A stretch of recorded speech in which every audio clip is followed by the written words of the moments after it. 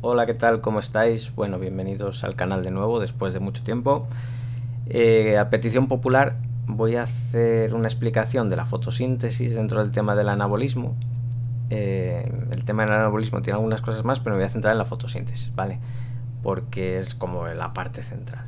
Entonces, bueno, pues vamos a empezar a explicar, a ver cuánto, si no nos vamos mucho.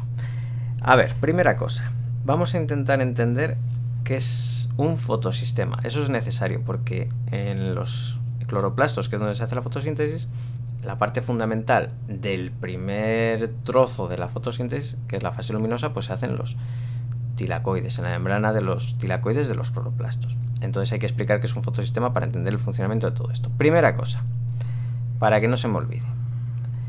Esto es un cloroplasto, o asemeja a ser un cloroplasto. Bueno, pues en los tilacoides, que son estos saquitos, en sus membranas, y bueno, parte en el interior, ya veremos después una cosa, se hace la fase luminosa, ¿vale? Los tilacoides son esos saquitos, más grandes o más pequeños, algunos acumulados así en grana y otros no, pues ahí se hace la fase luminosa. Y luego en esto, que es el interior, que es el estroma, ¿vale? Como si fuera la matriz de la mitocondria, pero en este caso el estroma de los cloroplastos es donde se hace el ciclo de Calvino fase oscura.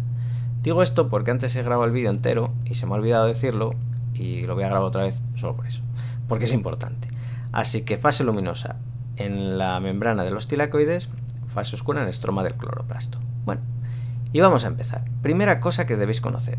¿Qué es eso de un fotosistema? Porque es importante. Mirad, un fotosistema es una estructura muy grande, molecularmente hablando, que está llena de pigmentos. Los pigmentos son moléculas que tienen, pues eso, en su molécula, valga la redundancia, pues electrones por ahí en resonancia. O sea, básicamente electrones que andan por ahí pululando, que cuando les da la energía de la luz, pues entonces se excitan y liberan energía o son capaces de saltar por ahí. Entonces, estos son diferentes tipos de pigmentos. Por eso imaginad que hay diferentes tipos de pigmentos en un fotosistema, de los cuales hay uno, o sea, una molécula concreta, un pigmento concreto, que siempre es clorofila A, ¿vale? Que como veis pinto una sola. No es que no haya más moléculas de clorofila dentro, aquí como pigmentos, lo que pasa es que solo quiero que veáis una concreta ahí, por una cosa importante.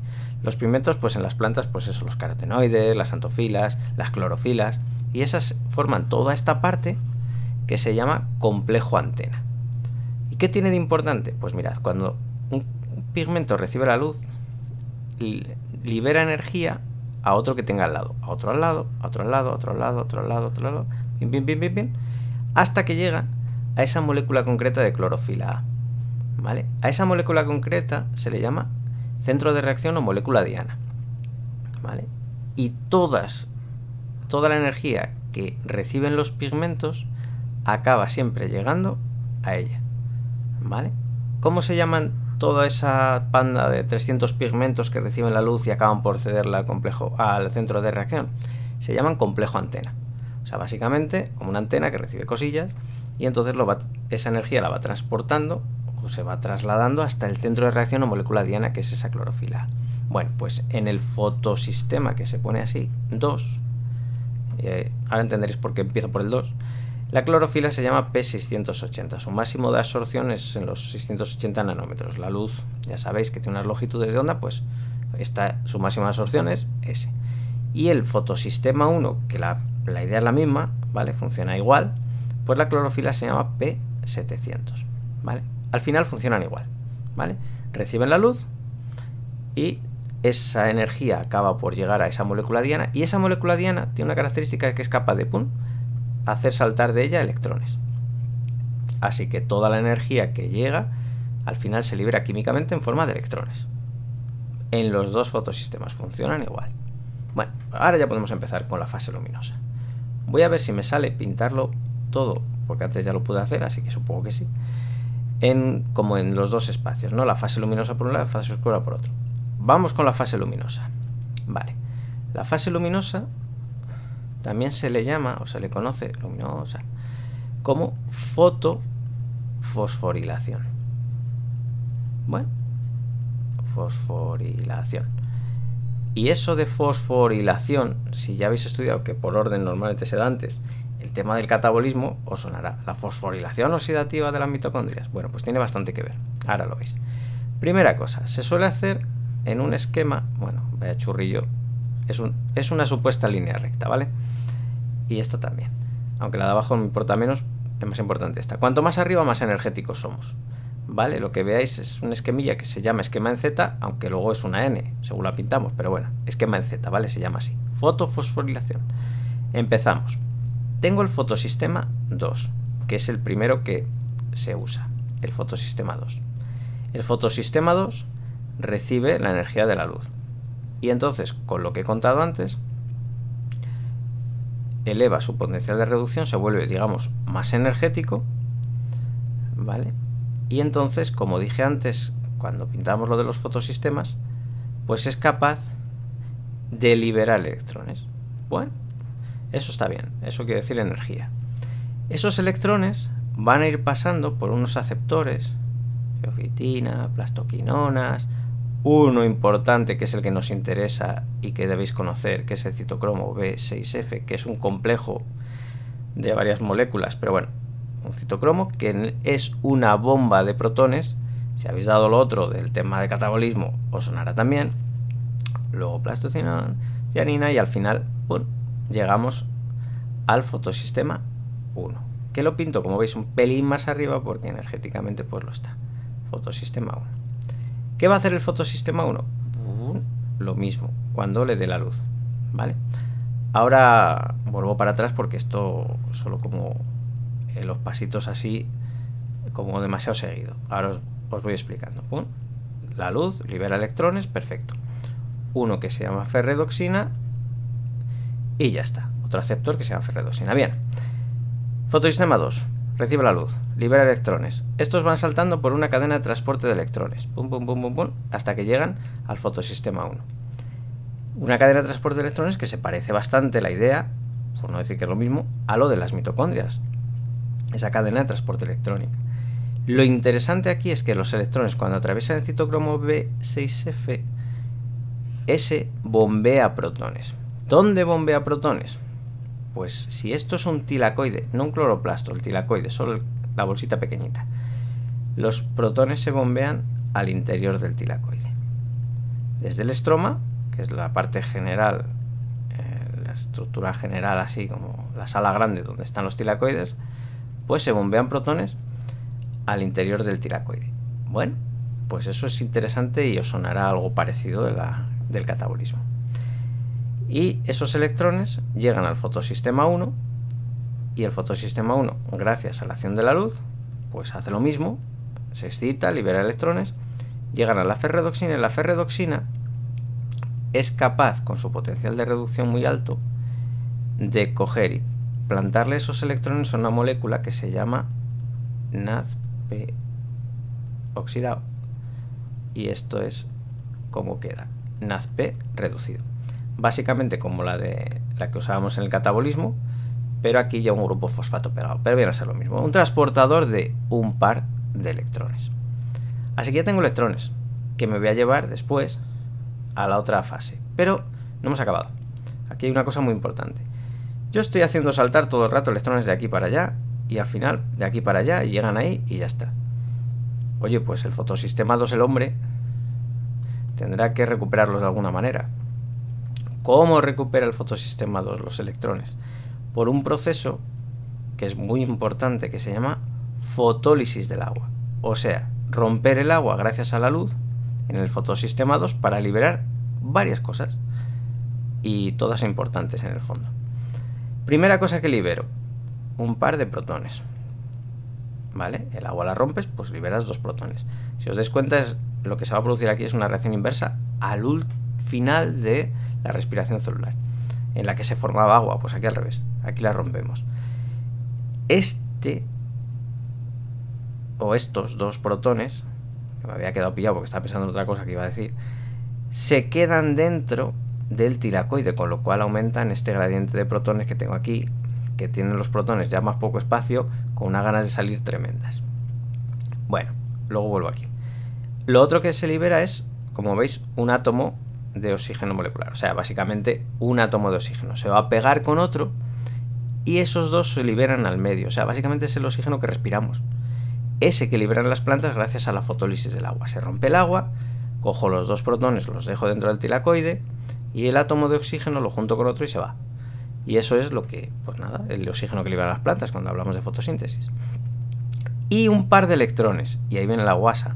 Los electrones se quedan en el fotosistema 2 para volver a tenerlo de nuevo reducido y poder otra vez hacer el tema de la luz, Así que fijaos lo importante que es el agua en el tema de recuperar esos electrones. Claro, si tú a una planta le quitas el agua, pues adiós, se bloqueó todo esto, aparte de más cosas, pero esto como mínimo.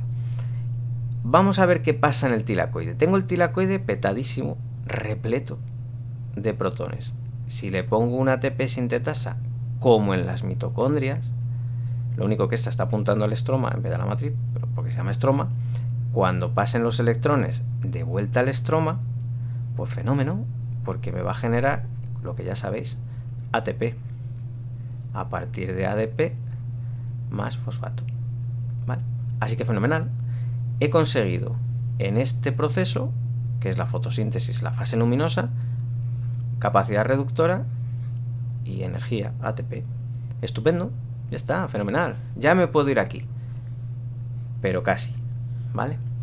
Un detalle antes. Hemos dicho que esto es fotofosforilación. Bueno, pues hay dos modelos. Este completo, tal cual, que se llama no cíclica, ¿vale? Y es la que acabamos de contar. Que empiezo con los electrones que me da el agua, los paso por aquí, los paso por allá, y acaban aquí. Obtengo ATP, obtengo los NAD, capacidad reductora, y los electrones salieron de aquí y acabaron aquí. Es no cíclica, ¿vale? No hay... no vuelven al mismo sitio. Pero si hay una no cíclica, hablando, será porque quizás haya otra que sea cíclica. Bueno, pues la cíclica la voy a poner de hecho en azul, que va a ser más fácil. La cíclica es lo siguiente. La ferredoxina, que es este aceptor de aquí, en vez de cedérselo al NAD, fosfato, lo devuelve o devuelve los electrones al citocromo. Y claro, si os dais cuenta, entonces ocurre algo, que es, los electrones van a pasar del citocromo al fotosistema 1. Se excita, ferredoxina y boom, de vuelta. Y están haciendo este circuito, ¿vale? Constantemente, solamente de esa manera. O sea, para acá, para acá, para acá, para allá. Y así, y todo el rato así. Claro, si ahora pensamos un poco, y esto es una cosa que es bastante importante de entender, ¿se va a producir NAD? No. No se puede producir porque no se están cediendo los electrones al NAD, están volviendo al citocromo. ¿Se produce bombeo de protones? Sí, eso sí se hace. ¿Se produce por tanto ATP? Bravo, sí se hace. Lo que no se hace es NAD y solo se usa el fotosistema 1 y el fotosistema 2 no se está usando, con lo cual no hay liberación de oxígeno ni se está gastando agua. O sea, no se usa todo esto, solo se usa esta parte. ¿Por qué una planta va a generar esto y no va a hacer las dos cosas a la vez? Pues porque generalmente gastan más ATP que NAD y entonces toca recuperar más ATP, pero no necesariamente NAD, ¿vale? Como además los NAD son limitados, ya sabéis, como las moléculas de ATP al final, se nos podría bloquear. Entonces las plantas tienen la posibilidad de hacer la cíclica o la no cíclica. Por cierto, la no cíclica también podéis encontrarla con el nombre de acíclica, ¿vale? Pero bueno, quizás escribiendo es más fácil poner no cíclica, pero bueno, si encontráis esto, acíclica también vale, que es lo mismo. No es una C, es un paréntesis esto. Paréntesis, paréntesis. Acíclica también sirve. Bueno, ahora ya sí. Todo esto lo hice en la membrana de los tilacoides, ¿vale? Y generé dos productos, los NAD y los ATP. Vale, pues ahora me voy a la fase oscura. La fase oscura también se le conoce, oscura, con el nombre de ciclo de Calvin, ¿vale? Y se hace en el estroma de los cloroplastos, que eso lo dije antes en el otro vídeo que me ha tocado repetir ahora, es todo esto. La fase oscura, ¿vale? Y empezamos con ¿qué cosa? Pues empezamos con una cosa que es el CO2. Y he puesto 6 moléculas de dióxido de carbono, por un motivo. Después de, bueno, más que completar, ahora veréis que no es al completar, pero bueno, básicamente la fase oscura me genera a partir de 6 moléculas de dióxido de carbono, una molécula, bueno, parece cualquier cosa eso, una molécula de glucosa. Claro, la glucosa, si recordamos todos, tiene 6 carbonos, ¿vale? Así que 6 que entran por aquí, 6 que salen por allí, en forma de una de glucosa. Pero vamos a ver cómo funciona la cosa. Molécula importante, ribulosa 1,5 bisfosfato. Vale. Esa molécula, que es un glúcido de 5 carbonos, por cierto, de 5 carbonos, es la molécula donde vamos a fijar el carbono del dióxido el dióxido de carbono. Entonces, va a venir por aquí y gracias a una enzima, que ahora contamos su nombre, que es mega importante, que se llama, lo pinto así de verde para pintar encima ahora, esa enzima que fija el CO2 en la ribulosa se llama rubisco. Claro, meto 6 de CO2, pues necesito 6 de ribulosa 1,5 bisfosfato. A cada una le pegamos una, ¿vale? Y entonces, si os dais cuenta, y esto numéricamente funciona así, he metido 6 de CO2, 6 carbonos, y 6 por 5, 30. ¿Vale? 30 y 6, 36 carbonos. Lo que se forma ahora es una molécula de 3 carbonos, que es el ácido fosfoglicérico. Pero da igual, una molécula de 3 carbonos. Claro, son 3 carbonos, tenía 36 en total. De estas me salen 12. 12 por esa molécula de 3 carbonos que es el fosfoglicérico. Bueno, esta fase concreta se llama fase de fijación y está mediada por la rubisco, que es esa enzima que es ribulosa bisfosfato, carboxilasa, oxidasa. Carboxilasa es lo que ha hecho ahora. Oxidasa es una cosa que os cuento luego. Vale, seguimos. Avanzamos y ahora vamos a hacer una cosa. Lo voy a poner por dentro, aunque a mí me gusta por fuera, pero es que si no, no se va a ver bien. Gasto varias cosas en una fase muy importante que se llama fase de reducción. La fase que toca ahora es la fase de reducción. Vamos a coger, por así decirlo, y vamos a coger ese CO2 que es inorgánico y lo vamos a pasar a ser orgánico. ¿Qué utilizo? Como hay 12 moléculas, voy a utilizar 12 de los NAD reducidos. O sea, voy a dejar ahí un montón de electrones. Y pues los voy a volver a reoxidar. Lógicamente, estos NAD ya oxidados, pues son los que luego van a venir aquí a esta parte. Lógicamente. ¿Vale? Y luego, los ATPs, pues voy a usar otros 12 ATPs. ¿Vale? Y los voy a gastar. Los voy a gastar en ADPs. Aquí se meten protones, grupos fosfato y esas cosas, pero a nivel numérico esto es lo que nos interesa. Vale. Después de este proceso o esta fase de reducción dentro del ciclo de Calvin, obtenemos una molécula súper interesante, 12 de ellas, ya sabéis, que son o es el gliceraldehído 3-fosfato. Oye, qué casualidad, cómo suena esto a la glucólisis. El gliceraldehído 3-fosfato es justo la molécula que está en el medio de la glucólisis, por así decir. Cuando rompíamos la glucosa en dos, nos salían eran dos de gliceraldehído 3-fosfato. O sea que la glucosa partida a la mitad, por así decir, más o menos, es gliceraldehído 3-fosfato. Oye, y si cojo de estas 12 un par de ellas y me las llevo para acá, ¿no podré fabricar glucosa? Pues efectivamente. Y luego a partir de la glucosa, pues ya se fabrica todo lo que haga falta. Entonces, eso es importante, porque estamos creando moléculas nuevas, ¿vale? Por eso es anabolismo. ¿Y ahora qué pasa? Pues ahora pasa que tengo que regenerar mis 6 moléculas de ribulosa. Recordad que la ribulosa tenía 5 carbonos, o sea, necesito llegar aquí con 30 carbonos. ¿Tengo 30 carbonos? Hombre, pues sí.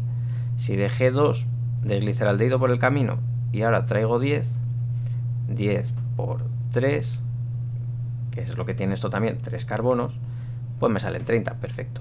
Pues eso es una fase que se llama fase de regeneración, ¿vale? Que es bastante lógica el nombre, regeneración.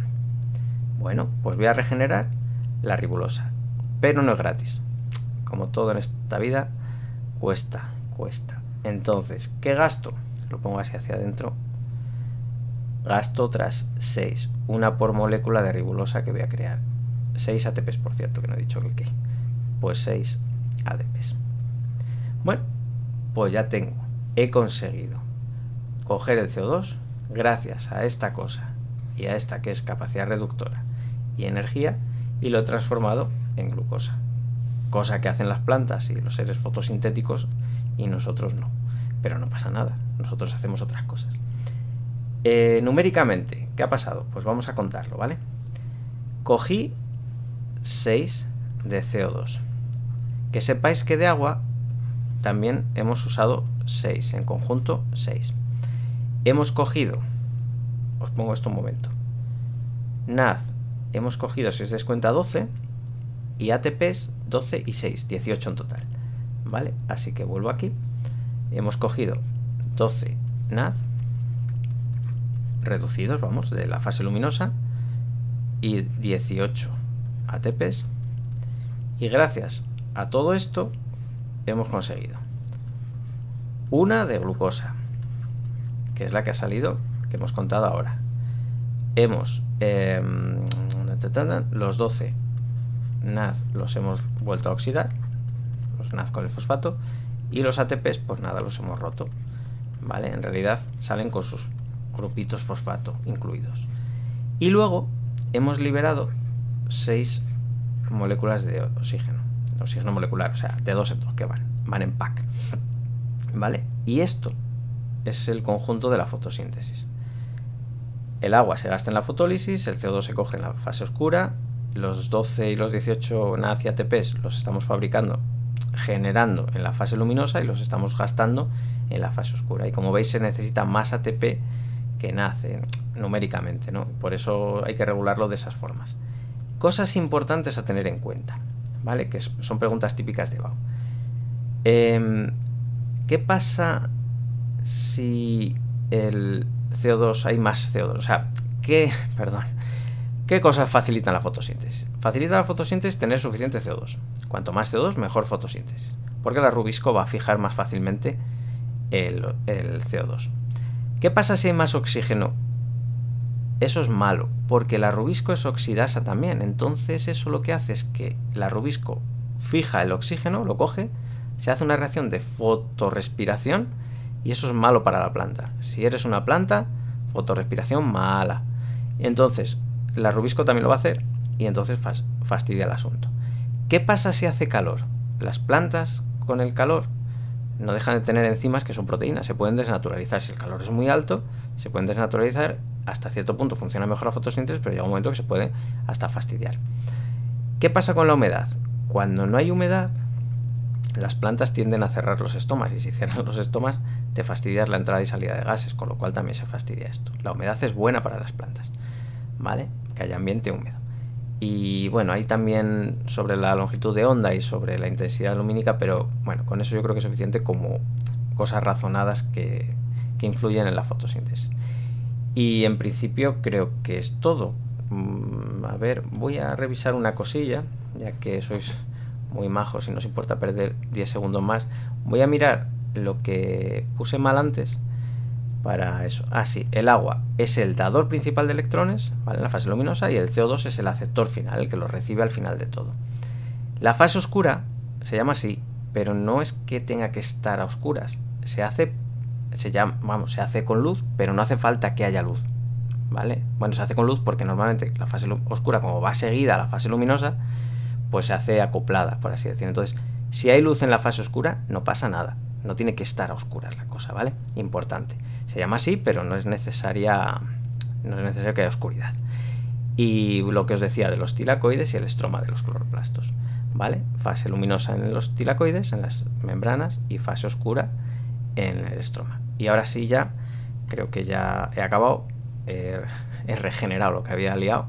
Y bueno, pues que tengáis suerte con los exámenes y cosillas parecidas. Si tenéis dudas, las dejáis ahí en un comentario.